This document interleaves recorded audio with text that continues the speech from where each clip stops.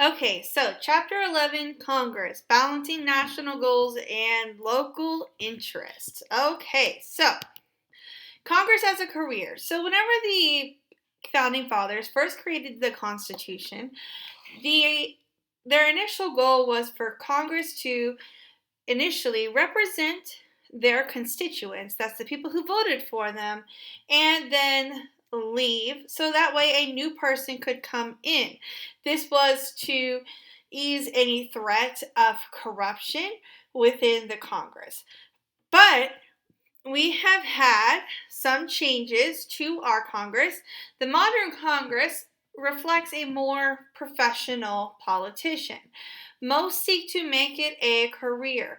In other words, those who are in Congress tend to get reelected and reelected again. Most incumbents succeed in getting reelected. So remember that word incumbent means someone who's held the same office before. So for example, in our 2020 election, we had Donald Trump going against Joe Biden. Donald Trump had held the presidency prior to the election of 2020. Therefore, he was the incumbent. Okay?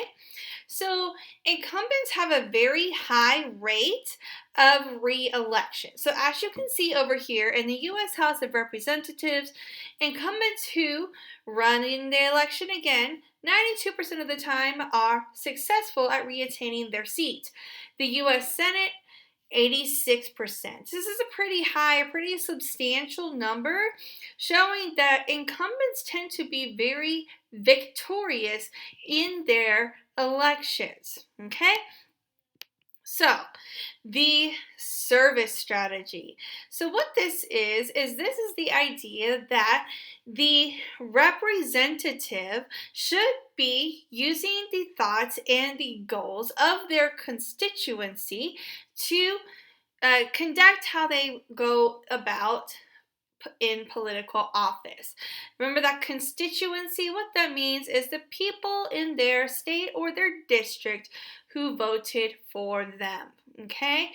The incumbents also use their advantage in raising campaign funds. PACs tend to support incumbents, right? These numbers don't lie. Our incumbents tend to have a pretty high rate of re-election. Therefore, PACs tend to put their money towards those incumbents, except in certain situations, which we will talk about later on in this lesson. So a race without an incumbent is called an open seat election. This usually brings out a very strong and very well-funded, meaning a candidate with lots of funding from each party. We saw this in 2016 with Donald Trump, who ran in the Republican Party and in the Democratic Party. We saw Hillary Clinton. Okay? So remember, Barack Obama had preceded this election. He had been president in the election of 2008, again in 2012. So he was at his term limit, and we therefore had an open seat election. Okay, meaning that both candidates, Donald Trump and Hillary Clinton, had not held the presidential office before. So to show you why PACs tend to put their money towards the incumbents, towards those statistics, running for Congress is a very expensive endeavor. In 1980, it cost $300,000 for someone to run for Senate. It cost $3 million for someone to run for the $300,000 for the run for the House in 1980. $3 million for someone to run for the Senate. My apologies. But you can see down here towards 2020, it cost $2.6 million for someone to run in the House and $21 million to run in the Senate. Okay? This is still way lower than what it costs for a president to campaign, but it shows the reason why our PACs tend to back the incumbents, because this is a lot of money to put into a campaign. So they want to put their money where they believe they're going to have the most successful outcome. So House members have a final advantage in redistricting. So in redistricting, we have three different topics. We have reapportionment, okay? Reapportionment is where House seats are reallocated, that means redistributed, based on census results. This is required by the Constitution. So what this means is that every 10 years, the entire country holds a national census. This census basically counts the amount of people in each district, county, and state. This is used for state redistricting and for national redistricting, okay? This affects the House of Representatives. It affects the amount of representatives a state holds, and it's affected by a state's population. So this decides the number of representatives for the next 10 years until the next census. Then we have a process known as redistricting. This is the redrawing of House election districts, typically done by the party that controls the state legislature. So redistricting is supposed to be a very objective process in which districts are drawn so that way everyone has an equal voice. But what we tend to see happen in this process is gerrymandering. Historically, gerrymandering was used to cancel out the voices of minority groups. 1950s, 1960s, it was used to, and later on, cancel out the voices of the African American population, Asian American population, Hispanic American population, so on and so forth. Now, it is more used as a tool for a party to keep their power within the political atmosphere. So, for example, Texas is under review for suspicion of gerrymandering. It is suspected that the Republican Party has drawn the lines in such a way that would favor them over the Democrats and make the voting results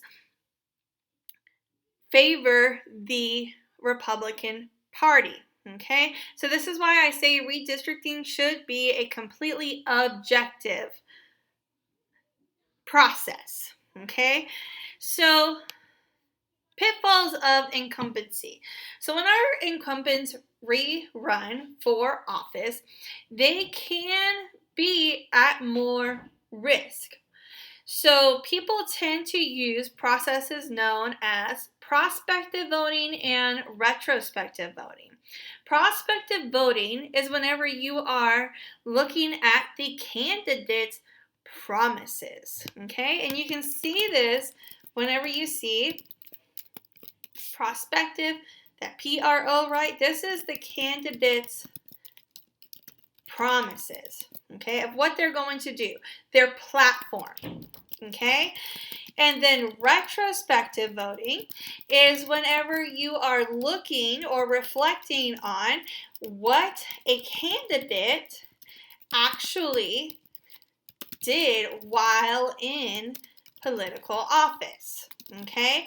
So incumbents not only face prospective voting, which is what their opponent faces, but incumbents also have to take into account retrospective voting, meaning that the voters are looking at what that incumbent promised and did they actually achieve what they wanted to.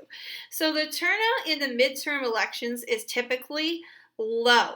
So parties tend to take advantage of this, and so do certain states who use these midterm elections. So these occur halfway through the president's 4-year term of office. So for example, the presidential election of 2016, we had the state election in Texas of 2018. This is whenever Beto ran against Abbott. And then we had the presidential election of 2020. As you can see, this midterm election happened right in between. Okay? So states tend to take advantage of this, as do parties, because people tend to pay less attention to these. You notice that whenever there is a presidential campaign year, there are also congressmen running for political office. But you do not normally see nearly as many political ads for those congressmen. That is because people tend to place more interest in the presidential elections. So these midterm elections is the same thing. It's because they fall between presidential election years, they don't tend to gain as much attention. So in primary elections, remember that is when you go from a party having 5 or 6 candidates to having one.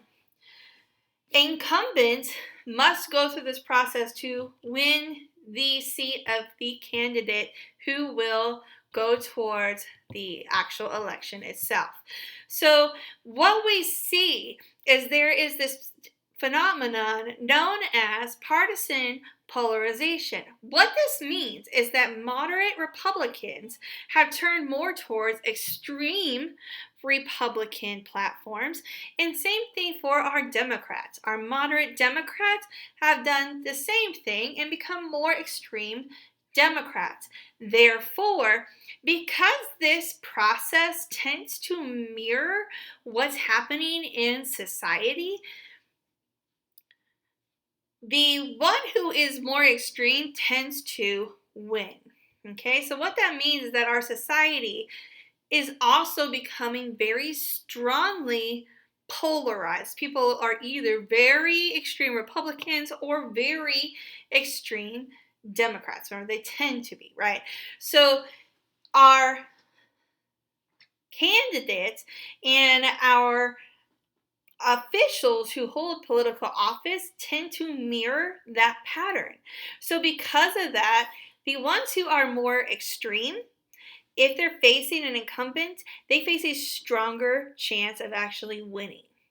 Okay, meaning that they would be the candidate towards the election, not the incumbent. So general election challenges are a particular problem for senators. Their challengers are often high-ranking politicians, meaning that they also have clout within the government. So they are competing with someone with much likely very equal experience, okay, or funding, or what have you. Super PACs may also target incumbents who appear vulnerable. So what that means is that super PACs tend to back a candidate who it looks like they are going to go towards that super PAC's goals or their platform or what they're wanting to see happen within the government. If that candidate, who is then the incumbent, did not do that while they are in office, the super PAC tends to target the other candidate. And the other candidate is the one that gains the support of the super PAC instead of the candidate. So, pitfalls of incumbency. Sorry, I already did this one. I did not go switch it. Okay, so there are a few constitutional restrictions on who can be elected to Congress. So, for the House, you must be at least 25 years old and a citizen for at least 7 years. That means that you must be a citizen of the United States for at least 7 years. For the Senate, you must be at least 30 years old and a citizen for at least 9 years. Both must be residents of the state that elects them. So, in other words, say someone from Texas moves to California. They cannot immediately run for a representative of California or a senator of California. They must also wait this certain amount of years, so 9 years for a senator or 7 years for a House member, to be able to actually run for office. There are substantial and formal limits to being elected, so most representatives have law degrees, so they tend to be already practicing lawyers or in some related field. So there are few working class members of Congress because, again, they are usually within the law field, which does not tend to involve working class type occupations. And also members tend to be disproportionately white and male. So remember, our Congress is bicameral. That means it has 2 chambers. How can you remember that? Bi means 2, cameral means chamber. So that means 2 chambers. They're usually organized largely along party lines. So party members in each chamber elect their party leaders, who then hold what's known as a party caucus. So this is a closed session for planning strategies, developing issues, and resolving policy differences. So this means that, let's say, the Democratic Party of the House of Representatives holds a party caucus. From there, they have a planning strategy on what they plan on targeting during their legislative session. They also discuss developing issues. So, for example, and a party caucus held today, we would most likely see the issue of COVID-19 being covered within this party caucus, and then resolving policy differences. So this means that those moderates, those extremists, have to come to some kind of consensus, some kind of agreement on how they're going to target their goals and their platforms for the party. So parties are the strongest force within Congress.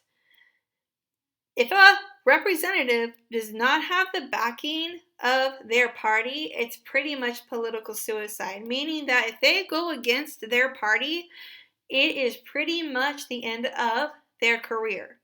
Okay? The partisan divide has widened steadily, and parties are more unified, meaning that parties have become unified in their efforts against the other party, which is part of that partisan polarization. So because of that, Republicans, their progressive wing, that means they're most liberal people, and the Democrats' conservative wing, that means their most conservative people, have both tended to die away. And that is part of that partisan polarization. Okay, remember this word partisan. What do you see in here? It's the word party. That just means party. Okay, so it's party polarization. The least conservative Republican is more conservative than the most conservative Democrat, which should show you that this phenomenon of party polarization is very strong. It's very apparent within our government, okay? Because even the least conservative Republican, the most conservative Democrat, they cannot even meet in the middle, okay? They tend to disagree still on many issues. Party unity, members of a party band together on legislation and stand against the opposite party. This is usually planned within that party caucus. And you see a heightened unity in the frequency of roll call votes. So our congressmen, all of their votes are recorded down. This is public record. So the party will look at each of their members' votes and see if they are actually supporting the platform of the party. If they are not, again, that is that career, that political suicide. They usually lose complete support of their party, which means that there is really no way for them to have any sort of ground whenever it comes to trying to get their ideas onto the floor. So, House leaders. The Speaker of the House is elected by the House membership. So, by default, it's a member of the majority party. They are said to be the second most powerful official in Washington because they can speak first during a debate and they recognize the speakers, meaning that they are the ones that choose who is allowed to come and talk about the bill, right? That is a very powerful position. They're basically controlling how that bill is seen not only by the Congress, but by the public. This influences the House Rules Committee. In other words, they have an influence on what the rules of the guidelines of the House, how they will run. We also have the Hastert rule, or the majority of the majority rule. When Republicans are in the majority, the Speaker brings a bill to the floor only when it is supported by a majority of the House Republicans. So basically what this means, if the Speaker of the House is a Republican, they will tend to, under this Hastert rule, only bring in legislation that the Republican Party is interested in pursuing. Okay, and then we also have the House Majority Leader assisted by a Minority Whip. Okay, so the Majority Party Leader, the role resembles that of the Speaker of the House. They are assisted by the Majority Whip. This is in the Senate. The Minority Leader and Minority Whip have roles comparable to their House counterparts, meaning that the roles are very similar to how it works in the House of Representatives. The Senate Majority Leader's power is limited. The Senate has a tradition of unlimited debate. So that means that any senator who wishes to speak on a bill can do so. So unlike in the House where they can be shushed basically by the Speaker, this does not happen in the Senate. Okay, members are allowed to propose amendments to the bills, meaning changes to the bills, and they have more autonomy, meaning they have more ability to chase their own goals and their own platforms. So party leaders are less powerful than they appear. So what holds lawmakers together is that they have far more in common with each other than they do the lawmakers of the other party. Again, this has to do with that party polarization. They depend on the power, they depend on the support of their party. So whenever they don't have that, they don't really have any way to get what they want done. So they use that to their advantage in being able to work with one another. And members of Congress are more indebted to partisan voters and wealthy donors. These partisan voters is referring to those more extreme Republicans and those more extreme Democrats. So, the work of a bill. Most of the work in Congress is conducted through a standing committee. So these are permanent committees with responsibilities for specific areas of public policy. And there is a graph in which you can see this, and I will have this in Canvas for you. There are 20 standing committees in the House and 16 standing committees in the Senate. We also have select committees, joint committees, and conference committees, of which I will put a resource for this to spell out everything and give examples for each of these committees on your Canvas page. So you will see it posted right below the chapter recording.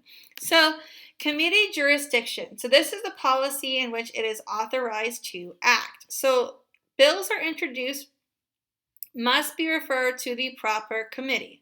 Okay, so jurisdiction is not always clear-cut. In other words, within these different types of standing committees, you could see a battle or a turf war between two of them over certain bills. Okay, so we also have membership typically mirrors the party ratio of the full House or the Senate for our committee memberships. That means the majority party holds the majority of the seats for these committees. Members of the House typically serve on only 2 committees. Senators often serve on 4 committees, only 2 of which are major committees. So they have 2 major, 2 minor. Most vacancies occur as a result of retirement or election defeat. So then we have parties have special committees in each chamber to decide on committee assignments, meaning that if a senator or a representative retires, or they lose an election, or if for some reason they pass away, we have a special committee in which the committee assignments will be reassigned. Okay? So committee chairs. The position of a committee chair is a very powerful one. They schedule the meetings, they determine the order in which bills are considered. So in other words, they can decide which bills get the most attention and which ones kind of get thrown to the side. They preside over discussions, meaning that they can change the direction in which the discussion goes, and they direct their staff in the committee. The committee chair is always a member of the majority party and typically has the most seniority, which means the most consecutive years of service on the committee, meaning that the longer they've served on the committee, the more likely they are to be the committee chair. Seniority is strictly based on time served on the committee, not time spent in Congress. Okay, so this is the time on the committee, not the time in Congress. But this is not absolute. So if for some reason a party leader feels like a committee chair is not serving the party's interests within their committee chair position, they typically get switched out. So in one sense, committees are an instrument of the majority party. This is a way for them to be able to push their agenda, push their platform. In another sense, each is powerful in its own right because these are little legislators. They're mini legislators. They have their own jurisdiction, meaning they have their own areas that they cover, and their own individual members. And the balance between party power and committee power is an ongoing issue because it does present a lot of the time a conflict of interest. So, a bill is a proposed legislative act. So most of any party may draft a bill, but members of Congress alone can formally submit one for consideration. Okay, so this means that party members outside of Washington, D.C. can draft a bill, but only the members of Congress can actually submit it. So the bill, it has a very complicated way in which it passes for law. So we'll be going how a bill becomes law, both in the House and the Senate, okay? So a bill is introduced in the House or the Senate, and it's sent to the proper committee, okay? So by these topics over here, and these standing committees, agriculture, appropriations, that'd be the budget, armed services, budget, education, energy and commerce, so most likely these appropriations in this budget committee would work together. Ethics, financial services, so on and so forth. The bill is sent to its right committee.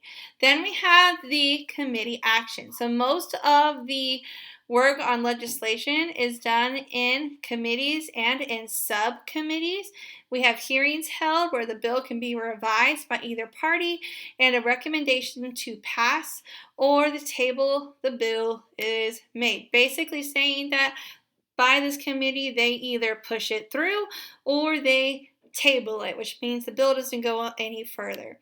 So floor action. So before debate takes place in the House Rules Committee defines the rules for the debate. In other words, they remind the House of Representatives how the legislation should be argued and the rules for which they have come up with as a unit. In the Senate, the leadership proposes rules for floor action, and the legislation is debated on the floor. Amendments are proposed, and the bill is voted on by the full member of the House or the Senate. Okay? So, conference action. So remember that these bills have to pass not only through the House, but they also have to pass through the Senate. If both chambers are the same party, it usually very smoothly goes through. But what we often see is that the Senate and the House, the majority party, often tend to be conflicting each other. So for this, we have to have a conference committee. In other words, they have to come up with a compromise. So if the Senate and the House pass different versions of a bill and the differences can't be worked out informally, a conference committee of members of both chambers is formed to work out a compromise version, which they then send back to the House and back to the Senate for the representatives to take a vote because it must be in identical form. The bill must be in identical form between both chambers before it can become a law. So from there, it goes to the president. If the president signs the bill, then it goes through, it becomes law. A president can also override the bill with a veto. Okay, so again, we often see this when the president's party is different from the Congress's parties. Okay, we tend to see a lot of conflict. This is when we tend to see a lot of vetoes happen. Whenever they're the same party, then they tend to sign the bill, it goes through, and it's a pretty smooth process. But whenever there's a conflicting party interest, that's whenever you usually see the veto happen. And so what happens is that bill goes back to the chambers for a vote. If they can get a 2/3 majority in each chamber, that means around 66.7% in each chamber, then the veto gets overridden and it becomes law. Okay? So, bills are introduced into the Senate or the House. It's assigned a bill number, sent to the relevant committee. More than 90% of bills die in committee. That means more than 90% of the bills are tabled and never really spoken of again. Bills with merit will receive more attention and work. Okay? So in the House, the full committee and a subcommittee can mark up the bill. All this is referring to is changing its content, making amendments to the bill. Okay? In the Senate, the markup is usually reserved for only the full committee. Okay? So, if a majority of a committee vote to recommend passage, the bill is then referred to the full chamber. In the House, the Rules Committee will determine scheduling and rules for debate. And it also decides on a closed rule or open rule, meaning whether amendments are allowed to be permitted to the bill. Okay? In the Senate, the majority leader schedules the bills. Bills are subject to unlimited debate, except in the case of a cloture, which can defeat a Senate filibuster. So a filibuster is when a member speaks nonstop about a certain subject. So we have had whenever a senator does not approve of a bill, they don't even want it to be under consideration, they will talk nonstop. And that is for hours and days on end. We've literally had senators who have worn a diaper and stood at the front of our Senate floor and read from a dictionary for hours and days on end. Okay? The only way to stop this is from a cloture, which means that usually, let's say the person who's holding a filibuster is a part of the minor party. The cloture is usually a tool by the majority party in which to get this filibuster to stop, because the majority party is able to get a majority vote, meaning that they can get the minor party's actions, this filibuster, to close. Okay? So the full membership may debate, they may propose changes, they may vote. Deference is usually given to the committee. That means preference is usually given to the committee. Strong committee support will ease passage in the full chamber, meaning that if the committee is very strongly feels about a bill, especially if that committee is a part of the majority party, it'll be a lot easier to get the bill passed through versus if that committee is not really wanting to pass the bill. There's going to be a lot more scrutiny on the floor, meaning there's going to be a lot more debate and a lot more difficulty in trying to get that bill passed. Major bills are increasingly guided through the process of party leadership, meaning that they shape the bill's broad content, meaning what the bill has. They work with the relevant committee, meaning that the party leadership tends to work with the committees that are working on bills that push the party's platform, and they direct the floor debate. Okay? So about 10% of the bills that pass both chambers differ in important respects. There's a conference committee that is formed to reconcile differences and create a compromise bill for a final floor vote. So whenever we have the bill come through the House, the bill come through the Senate, you'll have a conference committee that comes up with a final version. Okay, then we have that presidential action. They either sign the bill and it becomes law, or they veto the bill. It gets sent back to Congress, and Congress has to override it with a 2/3 vote, otherwise it does not get pushed through. So during most of the 19th century, remember the 19th century meaning the 1800s, the people looked to Congress for policy leaderships. So aside from Jackson, that's Andrew Jackson, and Abraham Lincoln, presidents didn't really play a major legislative role like they do now. They kind of let Congress do its thing, and they aimed their goals towards things that really mattered to them. So for example, Abraham Lincoln was the abolition of slavery, and Andrew Jackson was giving the voice back to the common white male, meaning those who did not own property. Today, Congress and the president tend to work a lot more cohesively, meaning they work a lot more together, even though their roles differ. So they try to push, especially if both the parties are the same, they try to push the party's leadership and the party's agenda. Okay? So under the Constitution, Congress is granted the law-making function. So this is the authority to make the laws necessary to carry out the national government's powers. So the fragmented nature of Congress can place some limits on its role, but this can also be a policy-making strength because they have the ability to deal with many narrow problems simultaneously, but not broad ones. So, in other words,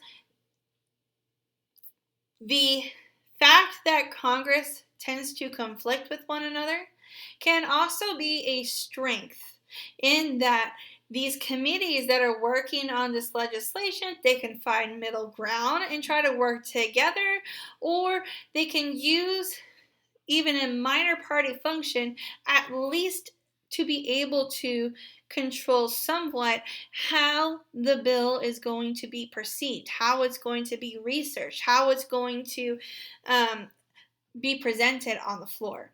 Okay?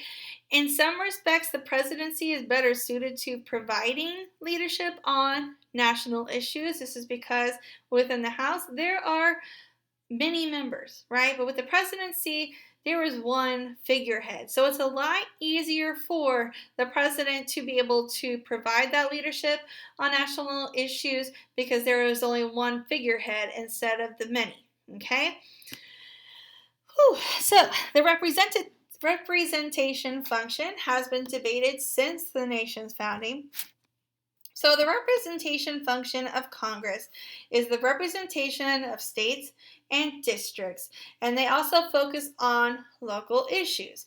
Then we also have the representation of the nation through parties, which focus on the bigger issues. So basically, Congress plays two roles. They are representing the interests of their state and especially of their districts, giving them the power to be able to target local issues, but they also are able to represent the party and help to push forward those party polarization, the party goals and platform that they are trying to achieve.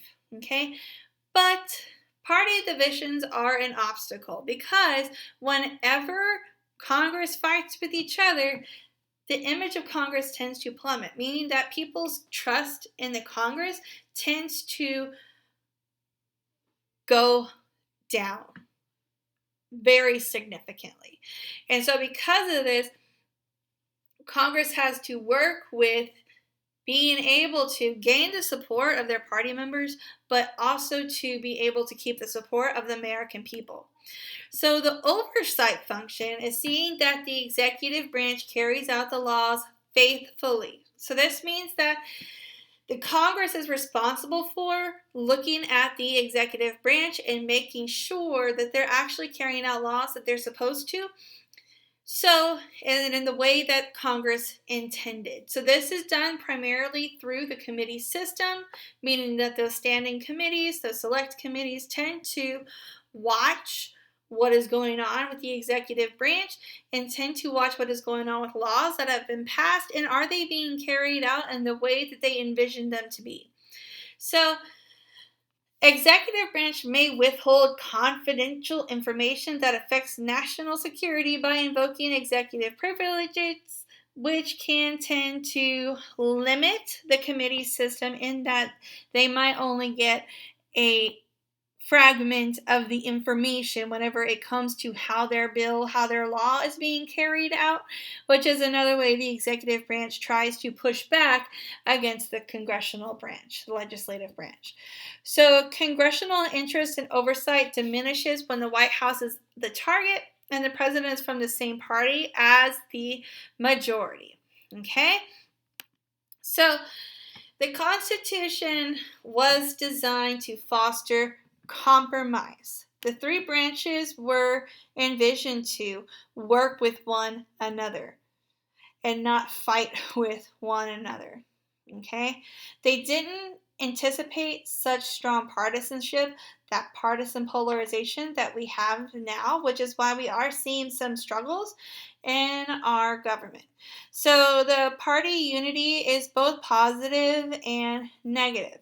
The majority uses it to overcome obstacles inherent in Congress's fragmented structure, meaning that they try to use their majority power to push bills that are going to push their platform. But the minority uses it to try and block legislation, especially through things like committees, as much as they can. So that's it for chapter 11, guys. Remember, I will post those resources on the committees, on gerrymandering, and I will have the next recording out for y'all soon.